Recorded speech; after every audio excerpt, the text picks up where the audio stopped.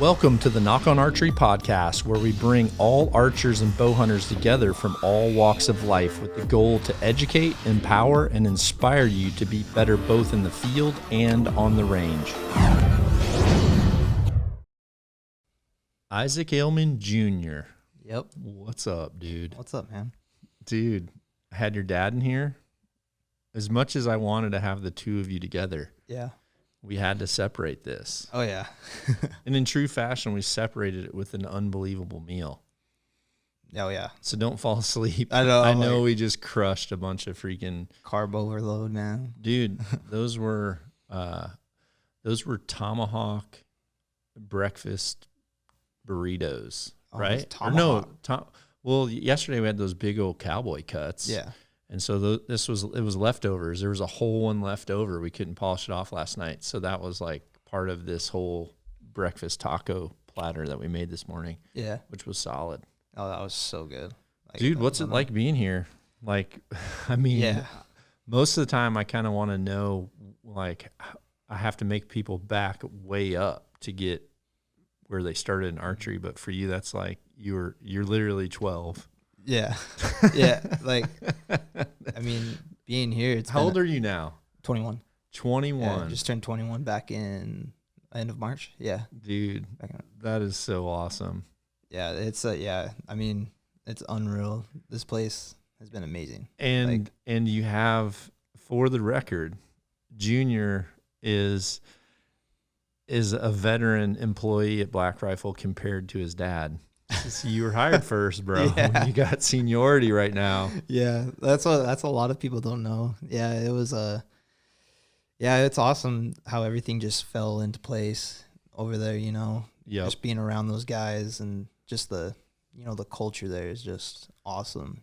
You know, it's a good time, like good people, you know, and it's been an awesome ride so far, you know. Dude, you're teed up for like have some fun stuff in your future. As long as you don't mess it up. Oh yeah. No, I'm just focused on that, man. Yeah, Like, don't freaking Justin Bieber this, dude.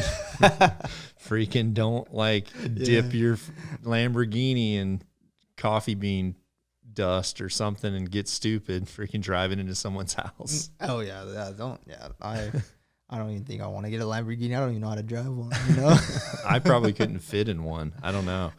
So when was your first ever like bow hunt that you remember? First ever one was when I was 6 years old. What? Yeah, I wasn't hunting, but I tagged along with my dad, and pretty much we went up, and the kind of like now the more I know about it, and like I remember it.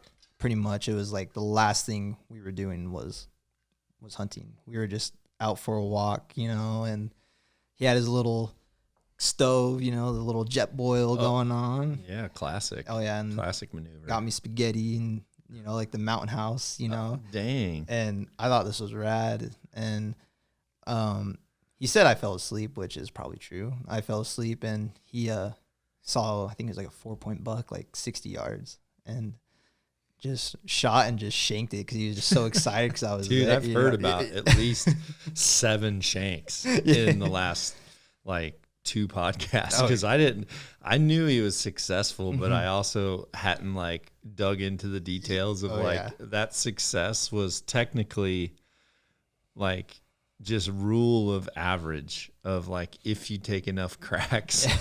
Yeah. The ones I know about, like it sounds like he missed a whole bunch of dinks and freaking finally landed on the 2 biggest bucks on the mountain back to back. And then after that, the next one was like snowing, you know, and just tagged along with him just deep in the snow, you know, and it was just pretty much from then on, it was just kind of like, that was it. It was just the rest is history. Kind of I just tagged along with him, you know. And what was your most memorable with your dad for a hunt? Yeah. I would say the most memorable was like my first archery kill. I would say. What was it? It was paint the picture, bro. It was a Sunday. We went because we came back. We had a family party the day before, and we just slept in and decided to hit the afternoon hunt with our good friend Skylar, our good buddy.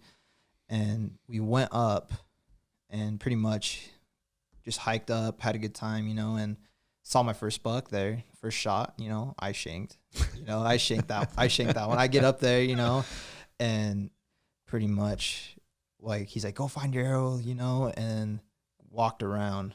I see a buck. I'm like, Dad, right over. Like, he's a 2-point, like he's a wide 2-point, Yeah. Good spread. Like good spread. I'm like, he's right there. And pretty much we saw him straight across, like across the canyon shot. And he's like, shot's like 65 yards, He didn't think I could make that shot. And pretty much, pulled back, settled the pin, and he was telling me too, he's like, make sure you play the room, like there's a little bit of a crosswind, and I played it right, just like shot, bam, just shot him, dropped him right there, and my dad was just like double taking, and the look on his face, I'll never forget, was the look on the face. He's like, no way, like this is happening, like, are you serious, and my son just freaking dropped the bomb. And pretty much went up there, and like him and I were just out of breath, like we're just like, like waiting, like get a follow-up shot, and yeah, after that it was like a fun heavy pack out, like late at night, like was very late to school the next day. So you earned it, dude. Legs hurting, freaking. I mean, that's how pretty much hunting my whole life has been, is just hiking. Yeah. In the Wasatch front, by the way. Yeah. Not like, that Wasatch front can chew you up, spit you out, it's unreal, man. Yeah, well, a lot of times it chews you up, but it doesn't spit everything out. Like I'm surprised how many times I've came down that mountain with not everything I had on or in my backpack or attached to me. Because like that buck brush just freaking, thank you. Yep. Thank you. Yeah. Oh yeah. Just pickpocket. I've had it. Like luckily I've caught it, but there's times where I'm like, crap, I got to go straight steep downhill again, and walk back up, and just like, oh man, you can lose some stuff easily going through that stuff, man. What's the hardest you've ever laughed with your dad on the mountain? Like, what's one thing he's done where you guys just freaking lost it?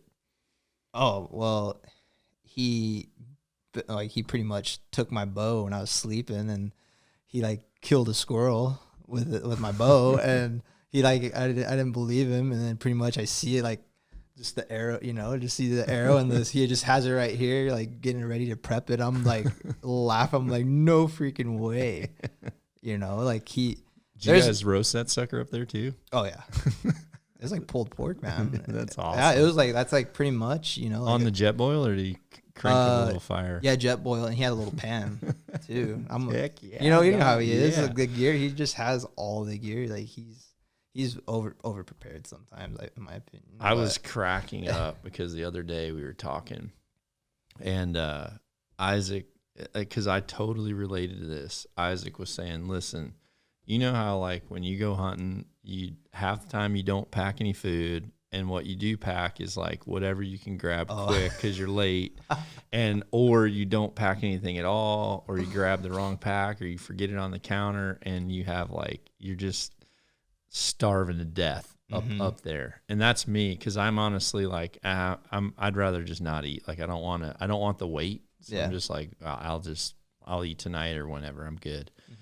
But he's like, listen, as soon as the boy needs to freaking go up for the day, mom steps in and freaking. Yeah, she loads it up, man. Like, for you. Yeah. For you, not for him. Yeah. Well, I mean, I tell her, she always asks me, like, what do you want? Like, here's my list. I'm thinking like smaller things, and it's just like big bags of stuff. I'm like, oh man, like, all right. So did you tell him the first time, or was it just a surprise? Like, kind of like me when I'd go to school with a sack lunch, I'd open it up and I wouldn't know what was in there, whether it would be like 40 packs of raisins or it was freaking can of Jolt. Like I didn't know what my mom was putting in there. I'm gonna be honest, it's me. Like I knew what I was getting. I'm like, Mom, just give me this. Like we're going up for a good time, so we need good snacks, for me. And usually she just gets the biggest bag of it too. And I'm like, crap. Well, like I don't like. I take forever. Like I procrastinate packing my lunch, so I just throw the whole bag in there and everything. So, but it's never you showed a me a picture of your your freaking backpack unload, and it does not look like freaking something Barklow would have. I can tell you that. Like, it doesn't have like a first aid kit and some paracord and a freaking jet boil. It's got like 4 cans of Arizona tea, freaking a bag of Doritos, 17 peanut butter and jelly sandwich. Yep. Yeah, that's yeah, and I mean that was my power lunch right there, man. Like, like hike. You're hiking your butt off, just going like me. I just hike my butt off, and then I'm like, oh, I'm gonna reward myself now, and then just take the fattest nap ever. Oh, dude. Yeah. Elk naps are freaking. I mean, I don't know what it is, but there's something about like if you hike in the mountains until about 11:30, and then you just find that perfect little slope where you can just put your backpack like right above your head. Oh, yep. And then dig your heels in a little bit. Mm-hmm. Freaking see you at 3:00. Oh man, I would always pack like a good like comfy like hoodie kind of thing. Yeah. And pretty much, I'll just lay down anywhere because I would get so tired and like I just need to take a nap. Like I'll just sleep anywhere. I would not care. I think it feels so good sleeping out there. Oh yeah. I remember I crawled under this tree. I was in this. I was up in Idaho, so I don't even know where I was. But I was way back, and I was by myself. Well, do you remember the pictures that were on the remember your dad made that ad, or Badlands made the ad. It said it was like bow hunting, and it said if it was easy, it'd be called golf. Do you remember that? Yeah. Oh yeah. And it was a picture of me at full draw on that mountain. Oh, that was you. Yeah. Oh, dude. I didn't. That's me. Wow, I didn't really. Yeah. And that was a camera on a timer. Yeah, I had a camera on a timer. So when I left camp that morning, there was no freaking snow. Really? There was like nothing. And that day, I was way back. I had a camp with Cooper and Daniel, I believe. And they could only hunt the weekends because they didn't have vacation. So like once Monday hit, I was on my own out there. And I remember I'm just like, that's when the wolves first moved into Idaho in like mid 2000s or like early 2000s. And I'm like, I'm going to go on this hunt. I'm just going to go. And so I like loaded up that Badlands pack. It was like, I forget what it was, but I put enough in there to where, like if I don't come home tonight, that's cool. And I'm like, I just got to see an elk or an elk track. And I went freaking hiking. Then I saw like the storm coming. Yeah. And then it just started snowing. And it was like those big floaters were just like 3 of them on like will make something white because they're just so big. And it just started falling. It just like looked like blankets of snow falling. It was just piling up, and all the pines were starting to sag down. And I was getting to the point where I knew I was getting wet. Like I'm like, okay, I'm gonna start getting wet to the point where I'm gonna be saturated through, and I'm not gonna be like, I didn't have technical fabric then, so I'm like, I'm gonna be freaking dead out here. So I crawled under this little pine tree where all the branches had sagged way down, and I kind of just went up underneath there, and it was kind of like this table, but just with those top branches just coming down, and I kind of just curled up in there. There's all those pine needles in there. And I kind of just like made a little hole in the snow where I could like look out. Yeah. And I was in there, and dude, I took like a freaking solid nap, kind of just hung out, and I thought, I can be good in here. And I had a couple sandwiches, and I had a full bladder of water. So I'm like, I'm good for a while. And I had that very first Garmin GPS, that yellow one. Yeah. Remember that like real simple one? I still have it because it's the only one I'm smart enough to use. So I'm like, okay, I'm good, And for some reason, I don't know if the name of this place or if I named it, but for some reason, I think I like named that mountain Tobias or something, or maybe it was called Tobias. I'm not sure. I remember that name like sticking out. But I was under this tree, and it was like miserable, when it comes to later in the elk season. Yeah. Winter was starting to come. This was like the first winter. I look under this tree, and there's this ant. He like comes down, and I'm like laying under there. And so like my only friend under there was this big freaking ant. He's like going all around, and he'd like go up to the snow, and he'd kind of like rear back. I mean, I was like watching him with my binos, like as close as I could focus. Yeah. Because I could like see his antennas. I could see his front hands and everything. And he'd like go up to stuff and like kind of touch it, look at it, and then he'd back out. And he was just like, he'd kind of go up the tree and then come back down. And I was watching him for a while. And so I like take a sandwich out, eating the sandwich, peanut butter and jelly, classic. And I get down to that like corner part of the crust. Yeah. You know, that 1 inch by 1 inch corner crust piece.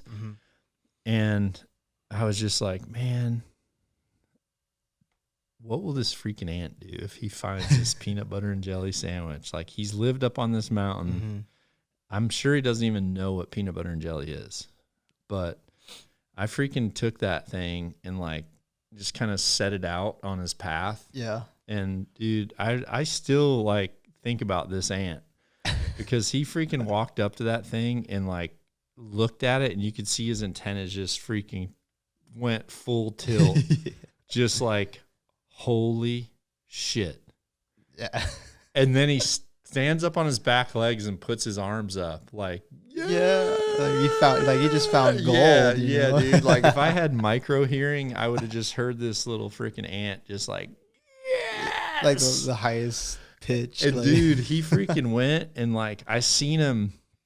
It looked like a strong man like trying to pick up one of those freaking Goliath rocks, because he's freaking trying to figure out. It was 10 times the size of him. Yeah.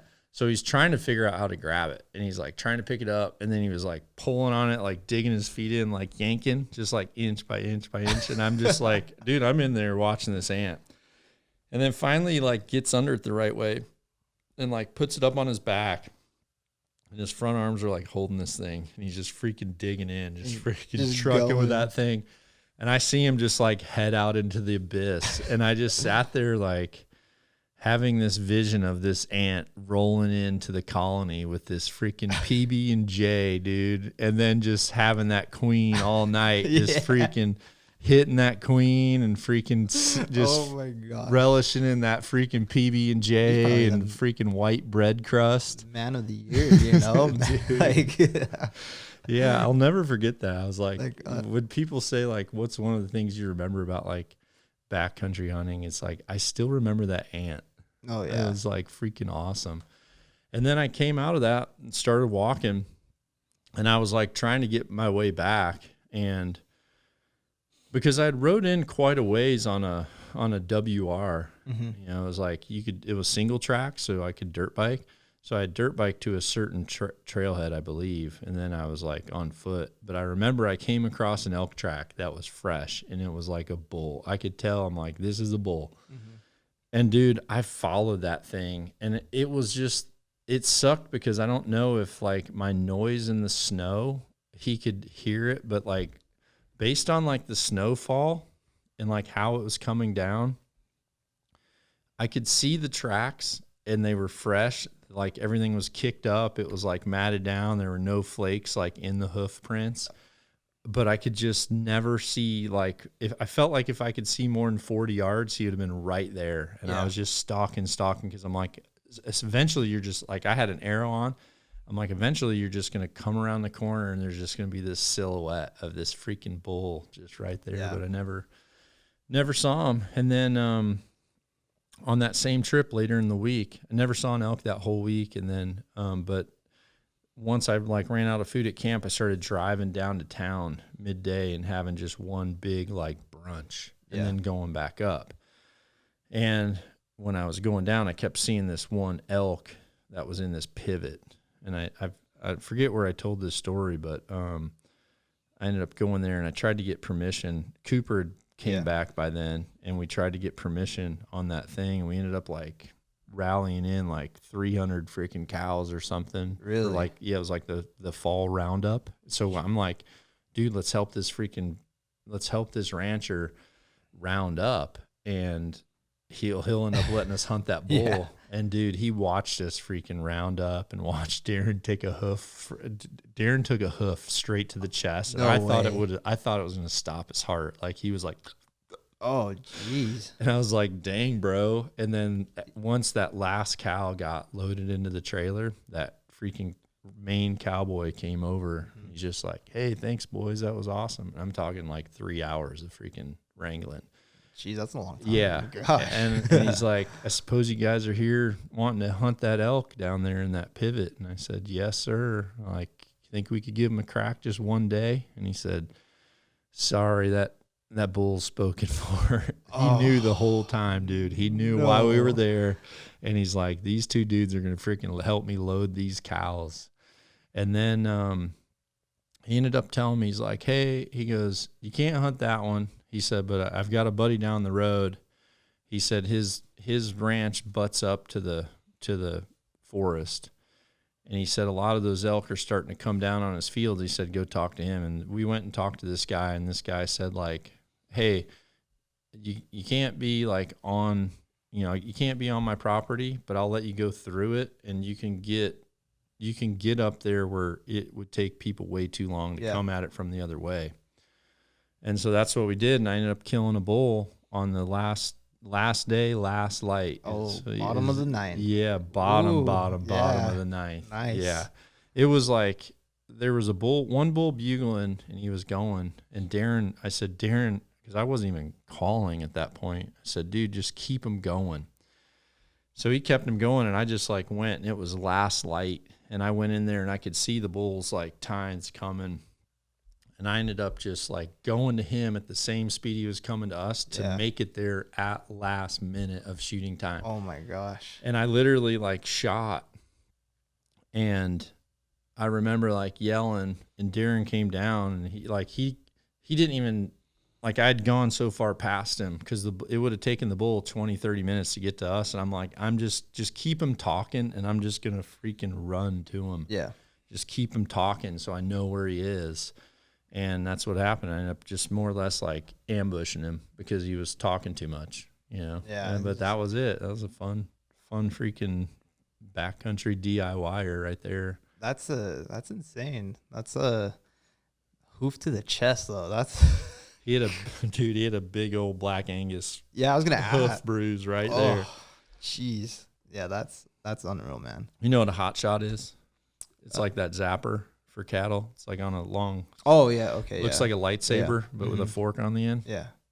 So I had one of those, and I grew up like working. We had a ranch, so I like learned how to work cattle with a hot shot and stuff. Like when you had to corral them and feed them through like holding pens and stuff. Yeah. But you also know like if you zap them in a certain place, they're freaking jack kicking you. Yeah. So like there was some where I was like, we were packing so many into these three full semi loads. And then Darren thought that it was cool that I had the freaking hot shot. Yeah. So he's like, bro, let me have the hot shot for a minute. I'm like, do you know what you're doing with this thing? He's like, it's a freaking taser. It's a long taser. Like, how hard can it be? I'm pretty sure I know what's up. Yeah. And dude, he like didn't really need to use it until that last freaking calf was in there. He had to go like halfway in, and he was trying to wiggle in. Everything was like crunching. He could have waited. He could have waited. And dude, he freaking did that sucker like right under the hamstring. Oh. And like I could see him. He was like, oh yeah. And I could see him like put it right there, and freaking as soon as he touched it, I'm like, here it comes. And it's just boom, and he freaking went back. Oh, just sucking air. And I'm like, dude, are you okay? Like I was feeling him, and he's like, yeah. I said, that can stop your heart, homie. Yeah, that's like, that's nothing. If that would have been a horse, that would have been game over for Darren. Oh right yeah, there. that just does not feel good. That just sounds terrible. Terrible. So what are you like? Are you living the dream job right now, or what's your long-term play? Like, what do you want to, if someone said, okay, what do you want to be if you could map everything out? Like, where do you want to be?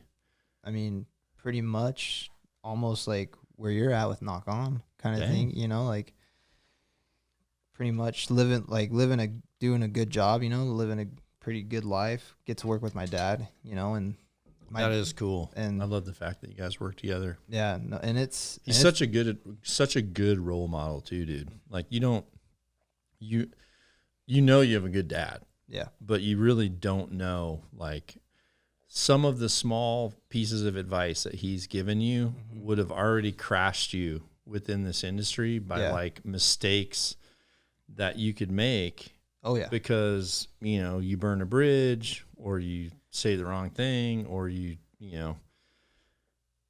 especially now, like posting the right thing. I tell people all the time, if I had to go back and pick up where, to the day where I told my dad, hey, I don't want to play football. I want to work for this archery shop for $4 an hour. And I want to start shooting. I want to try shooting. I want to be a professional archer. Yeah. Like, I don't feel like if I did it again, I would end up here. I tell people there was a lot of things that I'm super thankful of the past. And there was a lot of reactions that I made that were the right choice.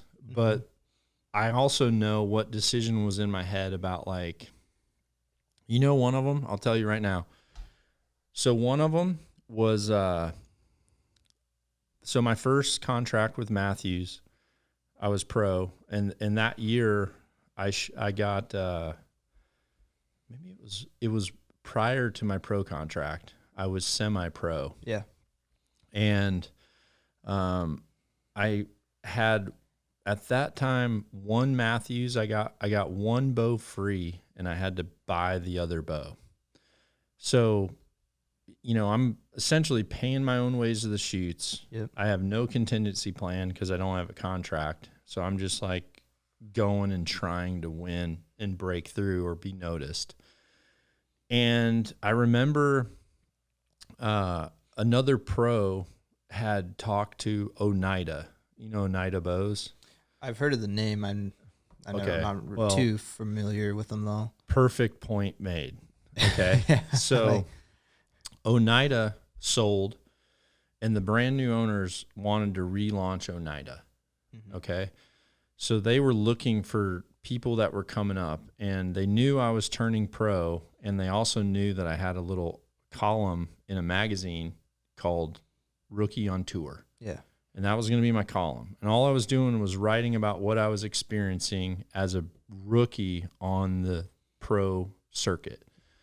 And so this company came to me and a good friend of mine, Randy, he said, listen, kid, I told these guys that you're going to be rookie of the year. And he said, I told them and they want to send you some bows and they want to offer you a contract. And I was like, what? And he said, yeah, they redesign them. There's less parts and blah, blah, blah. And so just like that, I had 2 freaking Oneidas in boxes on my doorstep and I'm a semi-pro. And with that came a letter and said, John, if you shoot these bows and, if you turn pro and turn pro and shoot for Oneida as a pro staff, and there was like a pro staff shirt in there too, they said, we'll give you $5,000 a year, Yeah. Dude, I was like, holy crap. And I went out and I said, you know what? I need to know if I can shoot this bow. Yeah. So I went out and I was trying to shoot these things and there were 2 of them, 2 different models. And so I remember calling Randy and I said, listen, I said, there's 2 bows and I said, here's my experience. I said, the one holds like a freaking rock. Like I can't even, like, I'm on the target so solid that it's scary. I said, but that thing won't hit shit. I said, but the other one is all over the place and it always goes in the middle. I'm like, it's weirding me out. Yeah. I said, I'm just sitting there like fighting the bow the whole time. Fighting it in. It's dancing around. I'm like fighting it in. Jeez. And then when it would go off, it'd be in the middle. And I was, and I called him and I think, Randy Chappell, honestly, he's like, I don't know. I think he's like, I think you just need to work with it a little bit. Yeah. And he said, I'm going to take this deal, because he had a deal that was like insane. And I said, well, I'm just going to give it a little bit more time. And then luckily I did. If I would have signed that contract, like I highly doubt I would have won Rookie of the Year. Oh yeah. And I would have went from high country to Oneida. I would have not liked it. Mm-hmm. And then I would have literally had I would have shot for 3 bow companies in 2 years, because I would have left. And I probably would have went where I kind of knew I could shoot good, which at the time was Matthews. But it was like that little decision, it would have been so easy for me to take the check and just say, I'm just going to get out there and do it. But like it, for me, I'm like, I need to know I can shoot it, because part of me deep down is like, listen, you're not here yet. You're just like someone opened the door, and next year you're going to be pro. I shot good enough as a semi-pro. Next year you're going to be pro. And so I like didn't take it. And then that kind of leads right into the podcast I did last podcast with your dad, to where all of a sudden Matthews brings a contract that was no money. Buy a bow, get a discount on your second bow. And here's this other one where it's like pro staff shirts, pro staff hat, freaking a check, a letter, and you're going to be a front runner for a company and like be in an ad and everything. And there's 2 free bows. And they said, if you need another one, don't even worry about it. But I just said, like, dude, if, to myself, I said, dude, if you can't freaking shoot this thing, then you're not going to get asked to shoot anything else. Like you have to be able to, hit something. And so like that decision right there, if I would have made a different decision there, I wouldn't be sitting here, and really the moral of that story is like, there's certain things that surpass a monetary, opportunity. Yeah. One is like a relationship. Just to give you some advice, and I'm sure your dad's told you this, like relationships, 100%. Yep. Like even with Black Rifle, I mean, I freaking just love those guys. Oh yeah. They're freaking awesome guys. So they're so cool. And I never went to Black Rifle I never went to him with my hand out. Yeah.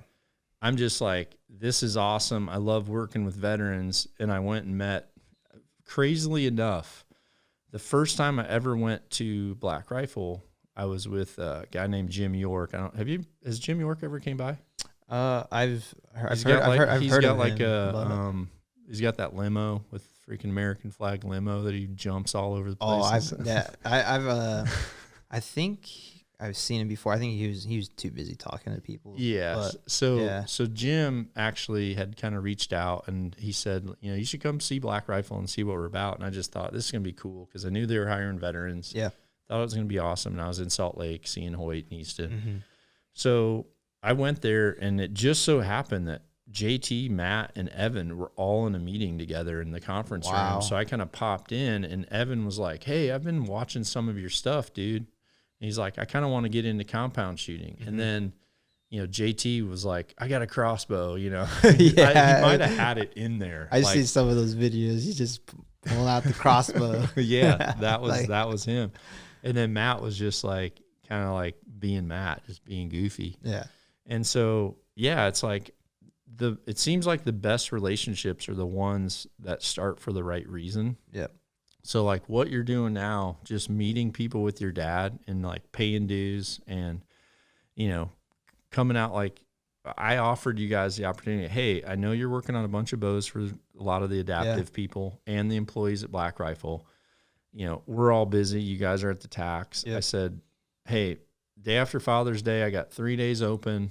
Fly out here. Let me overhaul your bows. Yeah. And then let's build some stuff to where how I do it, and if there's questions moving forward, I at least know how I can be like, hey, remember when we did this? Yeah. And so, yeah, you guys made the commitment to come out and learn. So, you know, that's another piece of advice. Like, when there's an opportunity for you to learn from someone that has credibility within a craft, like, take advantage of it. And then also, just the older I got, the more I recognized that less friends that were all solid, like, made me solid. Yeah. A ton of friends that were all somewhat diluted or mushy or not solid, that you were like this concrete that would get poured, and you'd get poured into a form, and, like, you know, I was within this field of all these people, and it was a cool barrier of, this is professional archery. Yeah. But it was never solid.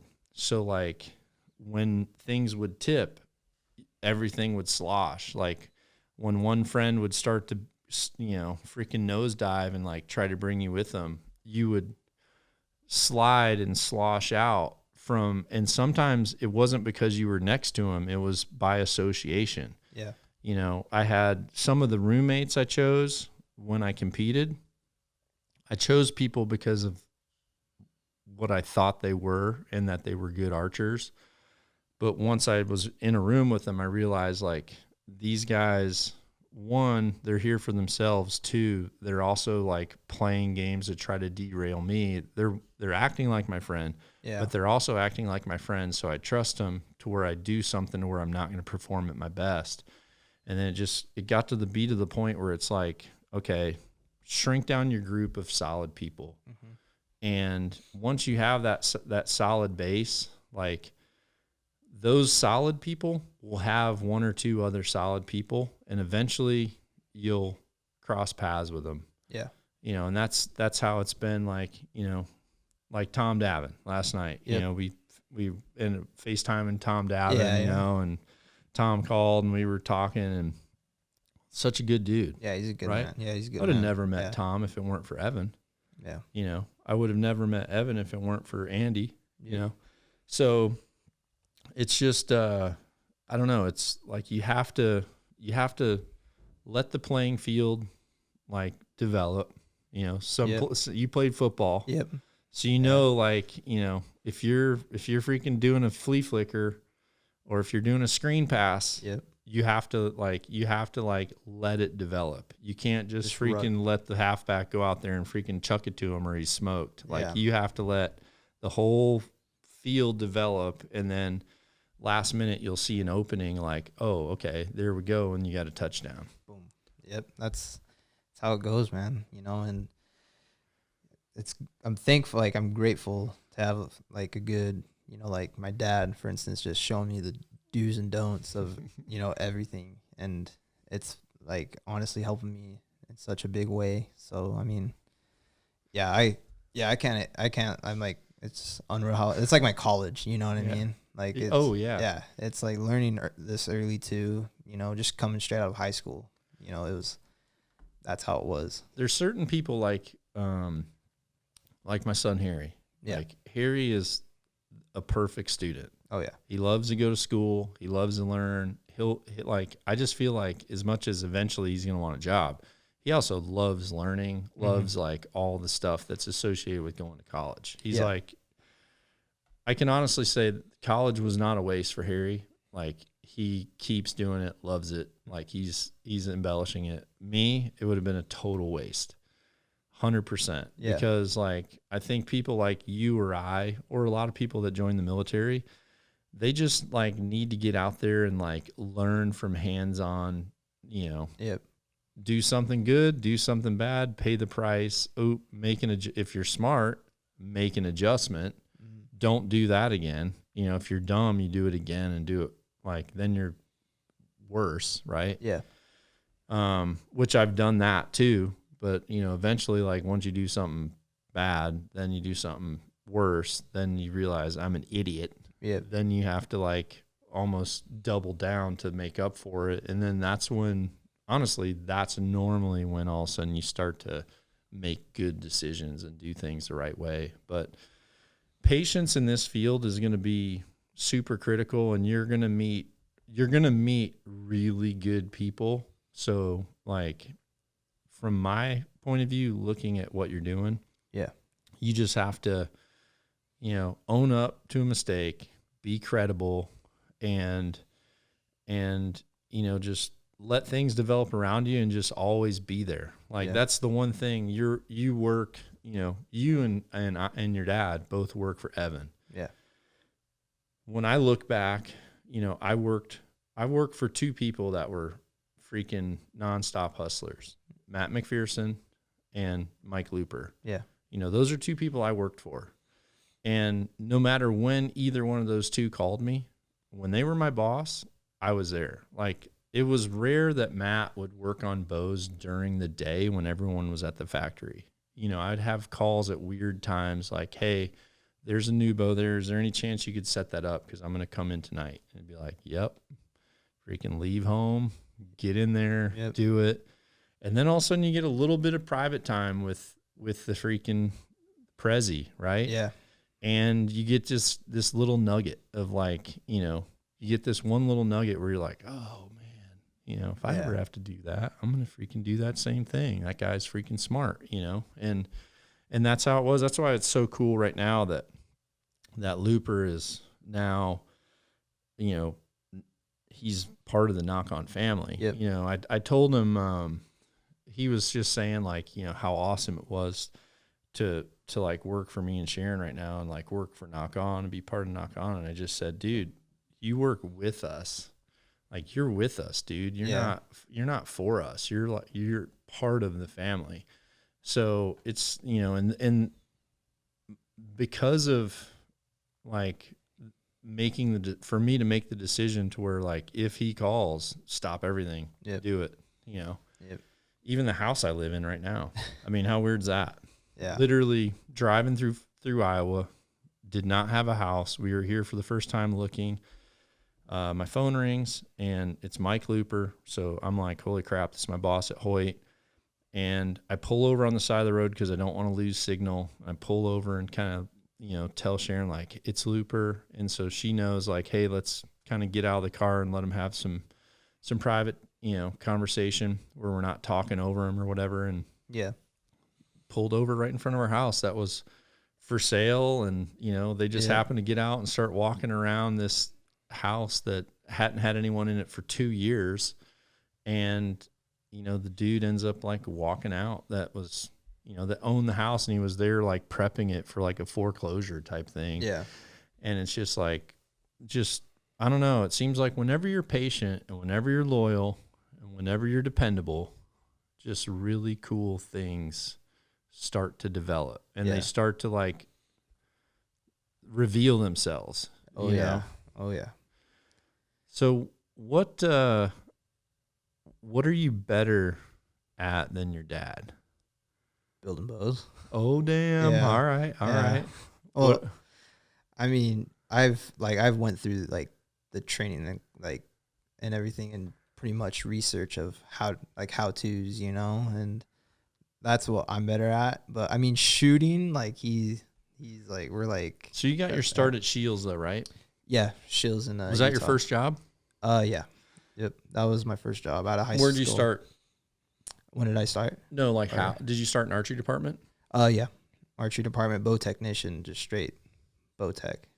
And they trained you. Yep. Scheels does a good job about that. Shout out to Scheels. Oh yeah. You guys do an awesome job with your employees. Oh yeah. And I mean, Scheels, like they didn't care if you didn't have experience too. You know, they want you to learn like their way, you know, and they had good people, and I had some awesome people that taught me, like that got me going, you know, and pretty much it was just from then on, just kind of like researching different ways, because everyone does everything different, you know, and pretty much YouTube and Reddit kind of just like looking through, just you know, like just research, like, you know, pretty much throughout those years, like I still do it, you know, like I get more. What was the first Nock On video you saw? Do you remember? D-loop.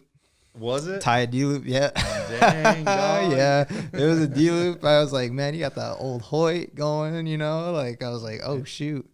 And, yeah, that was, once I started doing that, it was just like every day, just kind of like, yep. It wasn't like, no matter what it was, like it was like a random string or whatever. So even though you watched it and however many you did, yeah.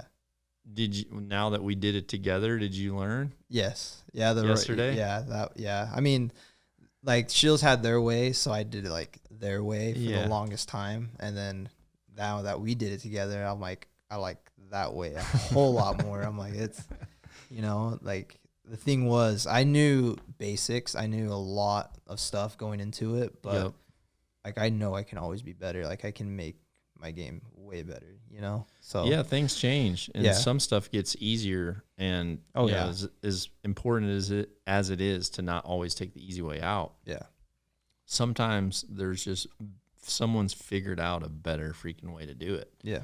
You know, and when you do it that way, there's time. I certainly try a lot of, if someone's like, hey, have you seen it this way? Or sometimes I'll look at someone's equipment and be like, why'd you do it like that? Well, I saw a video so-and-so did, and so then I'll do it, and I'll be like, okay, that's exactly why I don't do it that way. Like, not going to happen. Yeah, like, I look at the videos, and I try it for myself, you know, like on, like a, you know, a random bow or whatnot, and, you know, and I'm just like, it has to be a certain bow that it can be done on, you know, and it's... Dude, you met Post Malone. I'm jealous of that. Oh, that? Yeah, I'm freaking envious. You know, that was an unreal experience too. Like, he's such a genuinely good dude. Yeah. You know, and yeah, how that unfolded, like, I was not feeling good. Like, I was like, you know, the morning I'll wake up, I'm like feeling like crap, you know, and I was like, man, too many Dots pretzels. Not too many. Yeah, well, you know what's funny? That's what, like, I bought like a couple bags, and it was just like over and over, and it's just like you're walking past them, and you're just like muscle memories, just every time, just taking them. So I was about to call out, and I'm like, you know what? I just need caffeine, and I'm good. You know, like I just need like, so I had a Bang energy drink, you know, and I'm like, damn, dude, I'm ready. Freaking banged up with some Dotties. And it was a crazy day too. You know, like it was like rush hour, and it was like almost beginning of June that time, like last year. You know, so it was getting on. Oh, it was getting. And one of my coworkers came in the back, like, you know, I'm like kind of decompressing, like taking a breather, you know, and she goes, "Yeah, I think." Yeah, Post Malone's here. I'm like, no. I'm like, no, he's not. Like, and I'm thinking it's like some dude, like, dressed like him. I'm like, it's probably some dude that has the face tattoos all over. He's like, no, like, he's really here. Like, go walk over there. And I'm like, all right, well, I'm gonna go check it out. So I'm acting like I'm walking to customer service. Right? Hell yeah, bro. And I'm walking, dude, this 7-foot security guard, like, just looking down on me, and I'm like, okay, and he like moved out of the way, and I'm like, all right, thank you for not gonna beat me up, you know, like, and they're like dressed in all black, like he has these crazy security guards, and this dude full of like stuff in his hand, like loophole scope rings, you know, like he's a gun shop in there, and he like stopped 1 minute and just looks at me, and he goes, oh, hello, good sir. And I'm like, in my head, I'm like, holy crap, you're here, like, you're Post Malone, you know, like White Iverson, you know, like, I'm like, hey man, what's up? He's like, hey, can you help me with the scope here? I'm like, dude, I'm just going to customer service, you know, and I'm like, I'm just gonna go in there. I need to get some stuff done, but I can grab something for you. He's like, I'm in the archery area, and he's like, oh, dude, I'll be over there in a minute. Let's party. And he like legit says that, and I'm like, crap. So I go around, I get my stuff done, and I walk back, and this form of circ people were just swarming like crazy around the archery area, and he was walking up to like those, you know, Raven crossbows. Yeah. And my buddy Pat, he goes up, like, he was like, Matt, like, he was like, everyone was like just kind of like nervous. Yeah. Like, go talk to him, you know. Yeah. He just went up, cool and calm, you know, like helping him out. And then we had like our little work phones, and he calls me. He's like, hey, dude, like, I'm not familiar with archery. Can you like come help me? And I'm like, no way, like, you know what, like, no way this is happening. My chance. And I get over the first question he asked me. He's like, hey, these are dope, like, high-end crossbows, like, kind of whispers. I'm like, yeah. And he's like, cool. He takes both of them off the rack and just puts them in the cart. And the whole time, like, he was just pumped. Like, he was just, you know, full of life, just going through. And high as a mofo, dude, just freaking power shopping at Scheels. Honestly, I think he just had a lot of Bud Lights. You know, he has that fridge going on. And so anyways, he's like, dude, what are those like those knives on the end? You know, like what are those freaking knives? Like, I'm like, broadheads. He's like, dude, those things right there, where are those at? And then I showed him and he's like, yeah, so you make sure you want to get the crossbow approved because like there's certain different tolerances. You know, like giving my whole spill. And he's like, he's like this, just thinking, and just grabs the full pull, like peg hook. He just empties me out, and I like look at my buddy Patrick. I'm like, damn, I want to be on commission right now. He was a part time. He was part time, and I'm just helping. And I'm like, oh damn. And he was like, you know, like I need practice points because all I'm gonna do is just shoot at a tree, man. Like that's all I need. I'm like, dude, you're not getting that arrow out. Like you need a target, you know, you know. And just gonna shoot at a tree. Yeah, and after that, like I showed him a target, you know, and he looks at it. And I tell him about like, this is what you need right here. This is a good target, easy to move and everything. And so after that, he like looks at it, like he like just starts punching it. He's like, cool, grab two. Yeah, grab two of them. They're like they're the MoFoam target, you know, those targets, you know. And then my buddy from like elementary school, his dad comes by and he's like, oh, Isaac, you're gonna remember this for the rest of your life. And he takes that cool, like you seen like that cool photo. Yep. And I was like, and then after that all happened, he pretty much, my buddy, he's like the fishing guy there. Yeah. And he's like, hey, you done any like fishing or anything? He goes, oh shit, where's the fishing area? And he just goes and just walks over there. And then that was done. And I got like all these, I got pictures and I called my mom. Like first thing I did, I just called my mom, you know, because my mom, who knows, is posty. I'm like freaking out. I'm like, dude, you're not going to believe what just happened. Post one came up. I held this little crossbow. My mom's like, what? like, you know, and then after that, I sent them like texts, like to like my family members. Yeah. And they like, it took them a minute and they're like, dude, no way. Like they did not believe me. That's awesome. And pretty much like other than that, like he was a very polite dude. Yeah. That's like, awesome. Yeah. I've heard he's down to earth. Joe liked him a lot. The way he engages with his fans and everything, you know, like he doesn't like say no to pictures. Like he doesn't get like all mad about it. Like he's just like, yeah, sure. But like, you know, like he's just down to earth. Yeah, that's awesome. And I think his girlfriend too was there, and she was just as nice too. Well, that's cool. Like it was so cool. It was a cool experience for sure. So what's the first hustle your dad taught you? Like what was your first freaking side hustle with your dad? Because listen, like we have to go back. Like, okay. So just say a few things right now, like in the last 3 months. Yeah. What's two freaking hustles you guys made? And give a shout out to your page too, because you freaking you roll out. So like vintage clothing and mugs for a minute, you know, mug life, you know. Like so I started off with mugs. Mugs, and then pretty much it was all right. It was doing good, decently, and pretty much I love clothing. Yeah, like I just loved like t-shirts and all that, and I just started like going to like people going trips to the thrifts, like you know, and they're finding all these like band tees. You know, I'm like, this is the legit stuff, not the stuff you get like at like PacSun or like Zoomies. You know, like, and I was like, man, I wonder if we have like those good like because they're bins. It's called like the bins. Yep. You know, we're like digging through clothes, like you need gloves and it's just musty clothes and everything.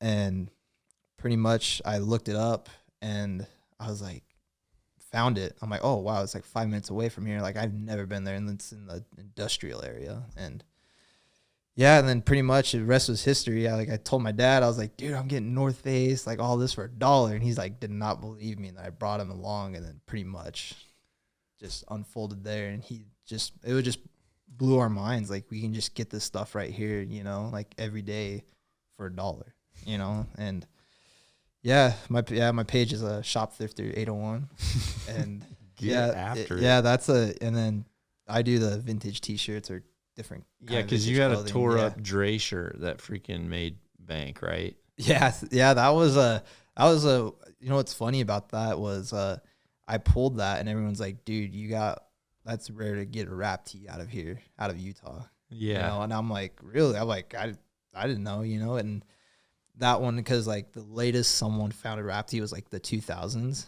This one was like 1993, and it's like the Dude, Chronic. That's the Chronic. You know, the Dr. Dre, the Chronic. And what was cool with that is the artist that made that one does like the Metallica t-shirts too. The it's like Pusshead, or he did one for Dre, and then that one got it. Like I wasn't finding crap the whole day too. You know, I wasn't finding anything. Last rotation, they said no more rotations after this. Like right in the corner of the kids' clothes, just pulled it, and I'm like, what the heck? What did I pull? You know, I saw like there was marijuana leaves around the skull, you know.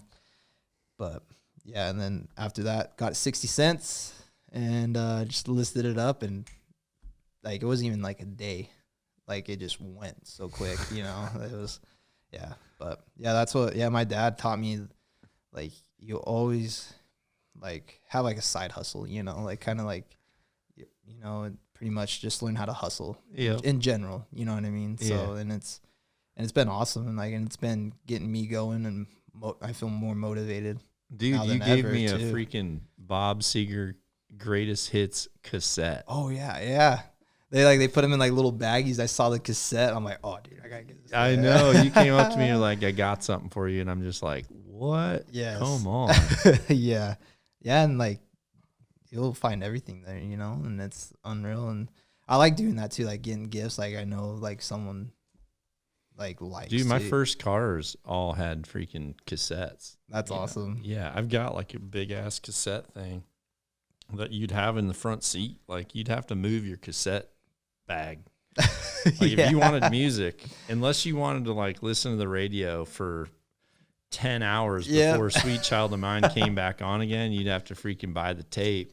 See, I grew up with CDs, so I'm like, oh, this is cool. I remember the first CDs. I remember like vividly, I had a cassette player, and I really like. I got some DVDs, and they were good, but you know, you had to go through the learning curve of like scratching that freaking sucker, you know, or like, you know, a DVD player for your car was not cheap. Oh yeah. Oh, I mean that's like dumping $1,000 into your car, and my car was $1,800 new. You know, my freaking Mazda SE5. Oh damn. Yeah, so I had the Sony Walkman, DVD or CD player, you know, with the yellow headphones, the bendies. Oh dang, yours. And so then I bought the adapter to where you plug that in and you push the cassette into your cassette. Oh, like thing. the aux cord thing? Yep. Yeah. And the cord was coming out. So that would be like sitting on the seat next to me to like play my CDs. Yeah. And like, if you freaking hit bumps, it would just skip. Yep. Yeah, I remember that vividly. That is so. I might have some gems in my tape thing. I need to show you. Oh, yeah. Yeah, I need to see that. I saw your vinyl collections. That's good. That's awesome. I saw that. I saw like different drawers open. I'm like, I need to be frisking you on the way out the door, dude. Making sure you don't have like a freaking vintage like Van Morrison freaking my uncle vinyl in your pocket. My uncle passed it down to my dad, and my dad just passed it down to me, and it's just like originals, like Motley Crue, Van Halen, you know, vinyls. Yes, I'll have to send you pictures. They're like pictures. Yeah, like dude, they're unreal. Just send them. Yeah, like there's ascended. Which Motley Crue? He has like Too Fast for Love. Oh, damn. Shout Out the Devil. I just found one at a flea market. Girls, like original. I think I've got one to complete it. Did you see the one that I've got? I've got the OG Appetite for Destruction. Did you see that vinyl? You have that? Yeah, like the man. That's rad. You know what one I'm talking about? Yeah. They got banned. Yeah, I've got that, daddy. That is so rad. Fresh as fresh can be. Yeah, we need to go play that. We're gonna build a bow this afternoon, so we should freaking roll with Appetite. Let's do it. That's awesome. Yeah, we were playing Hendrix yesterday. I know. And Pearl Jam. That was awesome. Hendrix. We did your bow to Hendrix, right? Yep. And then Pop's bow to Pearl Jam. Pearl Jam 10. Yeah. Yeah, that was cool. That was legit. That was a good time. We had a good day yesterday. Oh yeah, I've learned a lot too. I was like, what's your takeaway? Because so day one you got here, we focused on technique and shooting training, and then day 2, we focused on mechanical. Yep. So I used to, years ago, when I do full coaching sessions, like sometimes when I'd go and work with teams or work specifically with countries, you know, I'd be there sometime for 2 to 3 weeks at a time. So like the curriculums that I've built have to I mean, imagine like having to teach for 21 days. You know what I mean? Yeah. So what I did, I actually had this, you know, I'd give like kind of an intro PowerPoint presentation. And at the time, if I remember right, you know, I talked about the archery trifecta, like the trifecta of training. And I had this like real crummy, like picture that had like 3 circles, you know, and when the circles all came together, you know, it was like yellow in the center. Yep. You know, and it was like to be able to hit center and to be able to be in the middle in that yellow, there's 3 parts of the equation that all have to be perfect with a high level archer in order to be center. And so, you know, I broke it up into 3 things: the physical, the mechanical, and pretty much the nutrition. Or no, let me think about this. It's been a while since I did that. Yeah, it was like, I know it was pretty much, it was physical, technical, and mechanical. So those 3 things. And then within each of those 3, they all broke up into tons of subcategories. So like when it came to like the mechanical, you know, I would break the mechanics down into a ton of subgroups. Yeah. That would be a week long of subgroups, you know, 5 different groups, 1 thing to work on each day. Then on the physical, it'd be the same thing. So I would teach people the importance of, you know, weights. And then I would teach them the importance of cardio for like heart rate regulation. Then I would teach them the importance of, you know, nutrition and food. And a lot of times, like for the nutrition side, I would always do that presentation like right after lunch, because a lot of people would be falling asleep. Yeah. And so it was a good way for me to like tell people like, hey, you know, and I could see some people and I'd be like, hey, you know, and some people would wake up and I'd be like, hey, and I would tell people, okay, I said, who's struggling to stay awake right now? And, you know, and I'd be like, don't, you know, raise your hand. This is a lesson. Raise your hand. And people would raise their hand. Yep. And I'd say, okay, here's the importance of nutrition and regularity.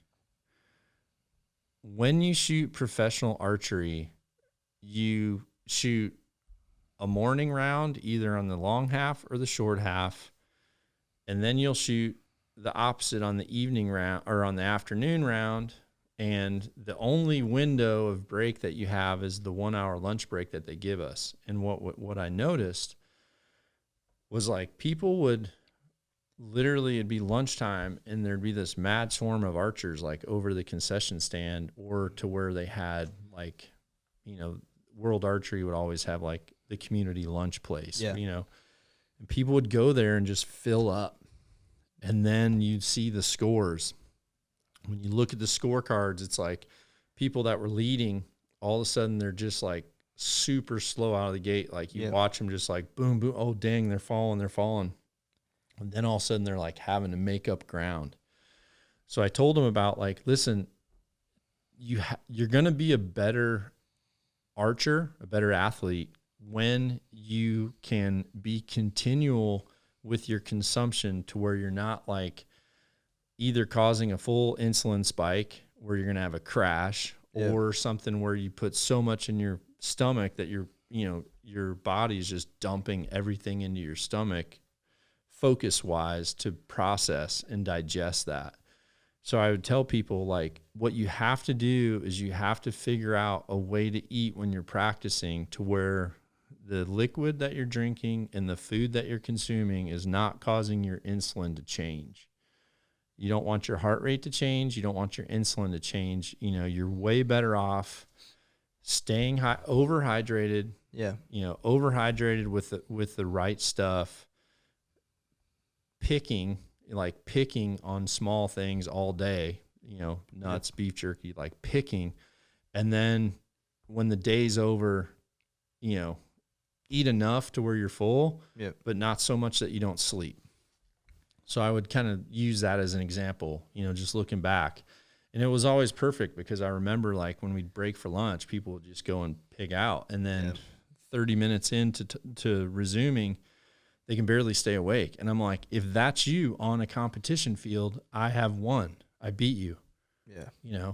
I knew that I had to come up and talk, so I didn't gorge myself at lunch. I'm going to gorge myself tonight for dinner, and I'm going to do it early enough to where I might get tired, but then as I like ramp back up, I'll still at least fall asleep at a normal time, and I'll get a full night's sleep. So, yeah, I always broke it into like those 3 categories. And when I broke it down that way, people just started to like realize, okay, there's actually way more to this than just getting lessons or just setting up a bow. There's like 3 things that have to come together. So with you guys, I pretty much did that without like getting out these old PowerPoints and showing you. But we worked on you guys, the practicing aspect, the technique aspect.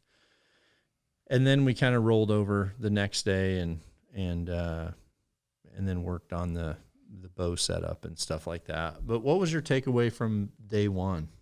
Day one, I mean, pretty much go in there, shot, you like kind of like pretty much just scouted us out, see how we shot. And then once we went through those lessons and what you said, like pretty much what you talked about, like when I shot and like you saw that I cleaned something up, you said somewhere what we talked about, you did something to where like I wasn't shooting to the left. Now that I'm shooting back to the right, I brought it back, because one of the things we went into depth about was the importance of grip position. Yes. And the how-tos on grip position. Yep. And I I drew it on my hand for you guys to see, talked about it.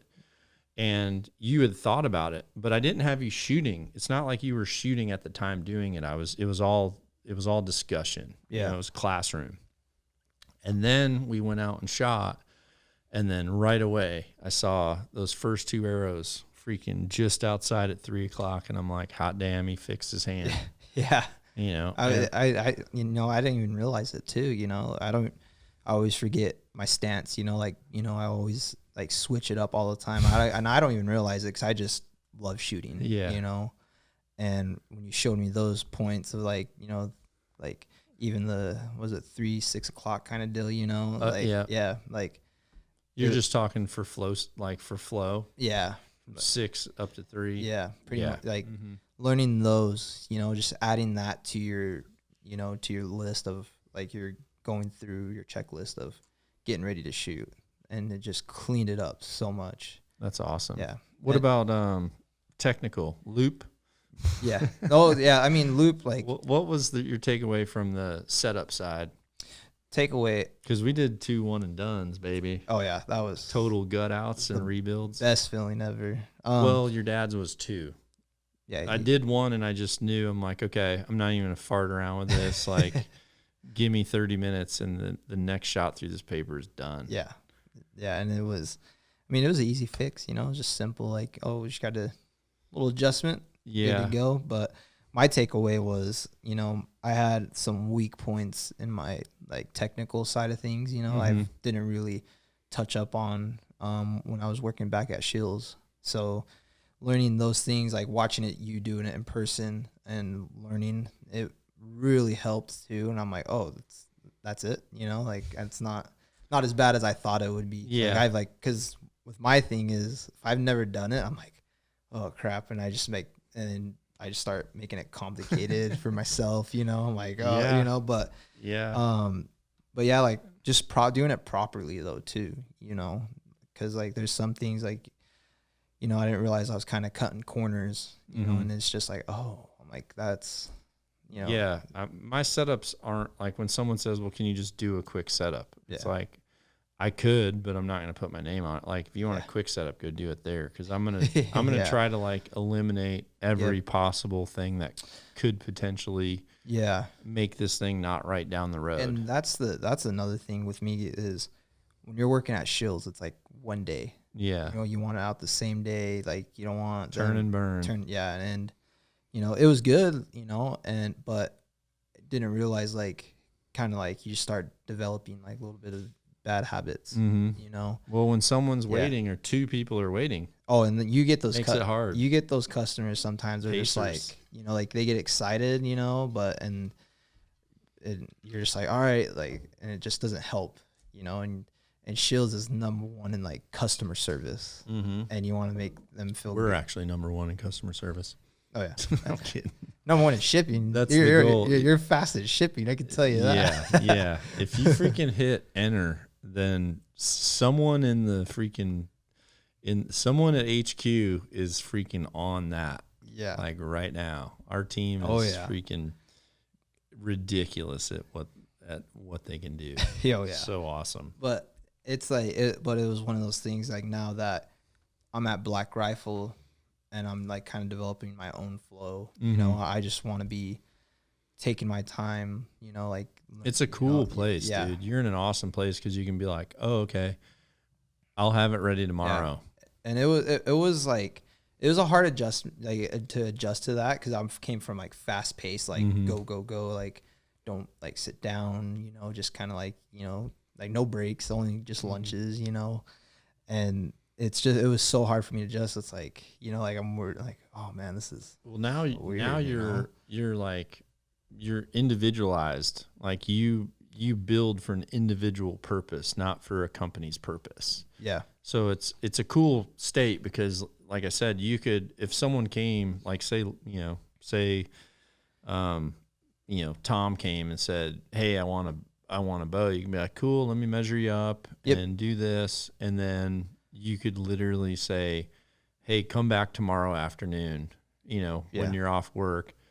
And you could have a day to freaking do that thing right and shoot it yourself first and know it's all good to go. And then just freaking take them like right into what I taught you guys, you know, just walk them through that stuff. That's going to be a big help too. Cause that's my goal is wanting these guys to shoot freaking Hopefully lights someday out, you'll employ me, dude, when I'm like freaking old and need some place to like sweep floors. I'll be like, freaking, I'm calling Junior. He's doing freaking privates right now. Shoot.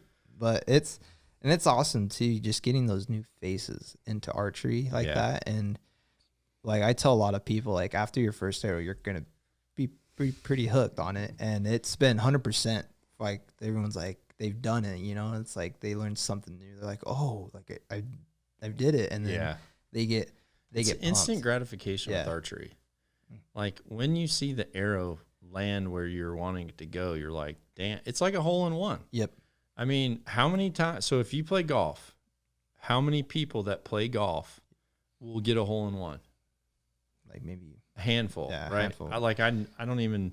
Well, that's just maybe like one, maybe. Or so. Yeah, I've probably only seen a handful, even watching the PGA, right? Yep. With archery, dude, we did that class yesterday. I made a few adjustments to you and your dad's bows. Yeah. Holy freak. You two were like hole in one. Your dad was wrecking arrows.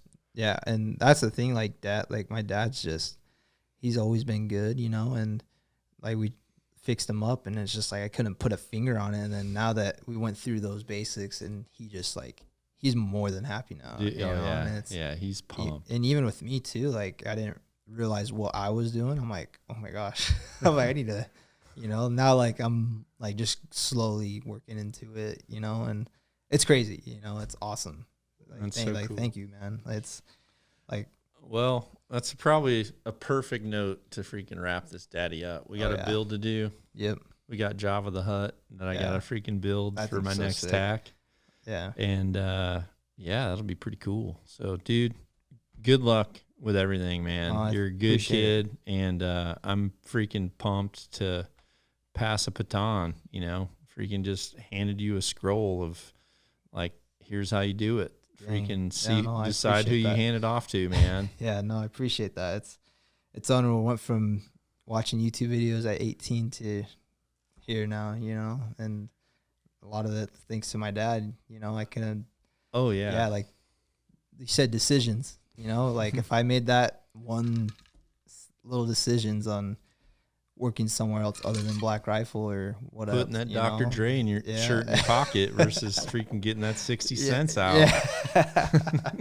Oh yeah, that's awesome. That is awesome. But goal is a Bob Seger T-shirt. I'm on the hunt for that. Dang. So I told Sharon, I'm like, hey, he had his final tour like a year ago, and I kind of, she said, what do you want for Christmas? And I said, I want to go to like Bob Seger concerts, his last thing. And she actually just thought I was saying it, because at Christmas, she's like, you know, you never totally told me. And I said, and I kind of said, well, I did say I wanted to go to like Bob. And she's like, you didn't make it clear. She's like, I would have totally did that. I thought you were just like, she said, I didn't think I had your attention. You just like randomly said it. And I kind of realized like, yeah, I actually didn't make a big enough point about it. But now it's like, I kind of feel like if I ever got to just baller status, it'd be like for my 50th or 60th birthday party, it'd be like a freaking Seger came out and just freaking started playing night moves, dude. I'd be like freaking, it would just be a flashback to like every freaking animal I've like caped and packed out and humped out, or it would just like every freaking awesome campfire I've sat around with like some of my best freaking blood brothers, you know, it would take me back there. But yeah, I'm not like Jay Leno status or like freaking, you know, Rogan where you can be like, hey, freaking Metallica, come play for like my post dinner meal at my birthday. Oh jeez, that's baller right there, man. Yeah, that'd be solid. Well, cool, dude. Knock on. Yeah. Thank you so much. Good luck. Yeah, thank you, brother.